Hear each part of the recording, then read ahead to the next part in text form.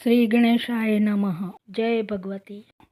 ભાઈઓ અને બહેનો, ધરમ કરમ ચેનલમાં આપ સૌનું સ્વાગત છે. મિત્રો, આ ચેનલ આપને પસંદ આવતી હોય તો ચેનલને લાઇક, શેર અને સબસ્ક્રાઈબ જરૂર કરી દેજો. સર્વમંગલ માંગલ્યે શિવે સર્વાર્થ સાધિકે શરણ્યે ત્રંબકે ગૌરી નારાયણી નમોસ્તુતે, નારાયણી નમોસ્તુતે, નારાયણી નમોસ્તુતે. ભાઈઓ અને બહેનો, આજે આપણે વાત કરવાના છીએ ચૈત્રી નવરાત્રિની. આપણે જાણીએ છીએ કે વર્ષમાં 4 વખત નવરાત્રિ આવે છે. આસો માસની નવરાત્રિ એ બહુ જ પ્રચલિત છે અને બધા ખૂબ જ ભાવપૂર્ણ એ ઉજવે છે. પરંતુ બીજી 3 ગુપ્ત નવરાત્રિ પણ છે જે ઘણા લોકો એના વિશે જાણતા હોતા નથી.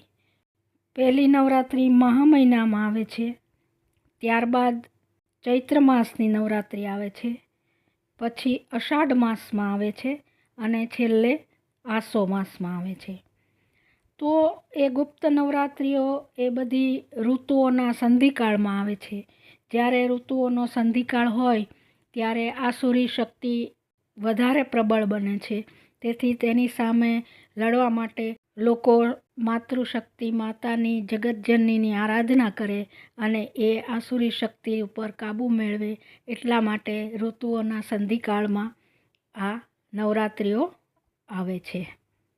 આપણે જાણીએ છીએ કે નવરાત્રિમાં શક્તિ છે, માતા છે, એ આદિશક્તિ છે, એ પૃથ્વી પર પ્રકટ હોય છે અને એટલે જ આ સમયમાં તેનું જે આરાધન કરીએ તેની વધારે ફળદાયી રહે છે.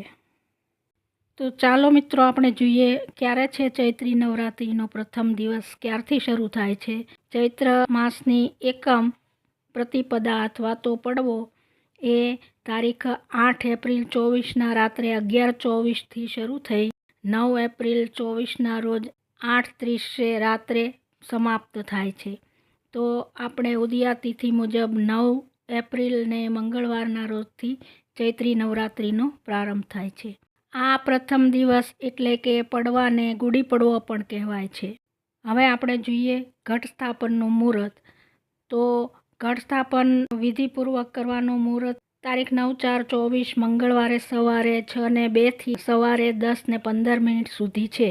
આ સમય દરમિયાન ઘટ સ્થાપન કરવું અને જો ત્યારે ન થઈ શકે તો અભિજીત મુહૂર્તમાં પણ ઘટ સ્થાપન કરી શકાય છે અને અભિજીત મુહૂર્તનો સમય છે સવારે 11:57 થી 12:48 સુધી.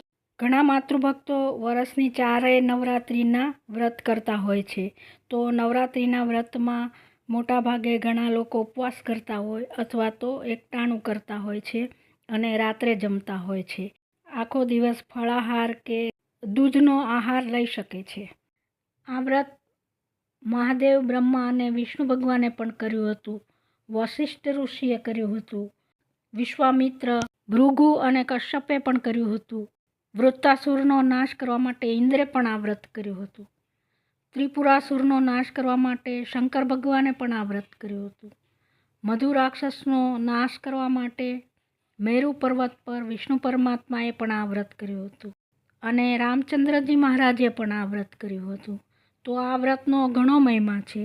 આ મહિમાનું વર્ણન નારદ મુનિ પણ કરે છે. નવરાત્રિ એ અનંત કોટી બ્રહ્માંડની જનની માં ભગવતી આદિશક્તિનો મહિમા ગાન કરવા માટે, એની ભક્તિ પૂજા કરવા માટેનો ઉત્સવ છે. નવરાત્રિના 9 દિવસે માતા ભગવતીનું ઉપવાસ કરી આરાધન કરવું, ભગવતીનું પૂજન કરવું, જપ કરવા, વિધિ હોમ કરવા, દેવીને ભોગ ધરાવો, દશાંશ હોમ કરવું. આ રીતે માતાજીનું વ્રત, પૂજન, આરાધન થઈ શકે છે.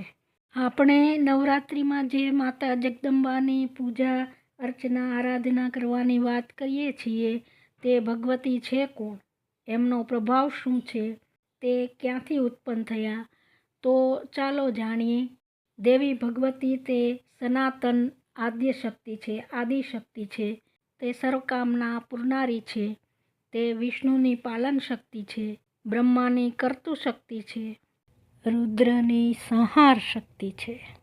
ત્રણેય ભુવનમાં જે કાંઈ સત અસત વસ્તુ છે એ બધાની તે શક્તિ છે અને સમગ્ર સંસારમાં એ શક્તિ રૂપે વ્યાપ્ત છે, તો તેની ઉત્પત્તિ ક્યાંથી હોઈ શકે? જ્યારે કાંઈ જ નહોતું ત્યારે ભગવતી હતી, જ્યારે કાંઈ ન હતું ત્યારે ભગવતી પરમાત્મા સાથે વિહાર કરતી હોય છે. સૃષ્ટિની ઉત્પત્તિ સમયે તે સગુણ થાય છે, બ્રહ્માદિનું સૃજન કરે છે, તેમને સર્વ શક્તિઓ આપે છે અને તેથી જ 3 ભુવનનું સર્જન થાય છે. તે વેદોને રચનારા છે. બ્રહ્મા વગેરે દેવતાઓએ તેમના અસંખ્ય નામો કહ્યા છે. તે પરમ વિદ્યા છે અને તેમને જાણવાથી જન્મ મરણના બંધન છૂટે છે.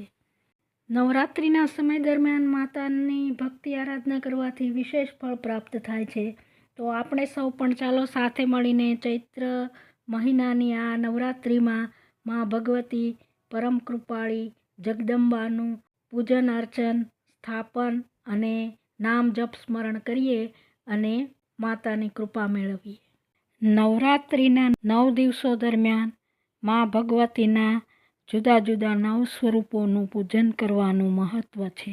પ્રથમ નવરાત્રિ એટલે પહેલે દિવસે માતા શૈલપુત્રી, બીજા દિવસે માતા બ્રહ્મચારિણી, ત્રીજા દિવસે માતા ચંદ્રઘંટા, ચોથા દિવસે માતા કુષ્માંડા, પાંચમા દિવસે માતા સ્કંદ માતા, છઠ્ઠા દિવસે માતા કાત્યાયની, સાતમા દિવસે માતા કાલરાત્રિ, આઠમા દિવસે માતા મહાગૌરી અને 9મા દિવસે માતા સિદ્ધિદાત્રી દુર્ગાનું પૂજન અર્ચન કરવાનો મહિમા છે. મા ભગવતીનો જય. તો મિત્રો, આશા રાખું છું આપ સૌને આ વાત ગમી હશે. જો માહિતી પસંદ પડી હોય તો આપણી ચેનલને લાઇક, શેર અને સબસ્ક્રાઈબ જરૂર કરી દેજો. ફરી મળશું કોઈ બીજી વાત સાથે.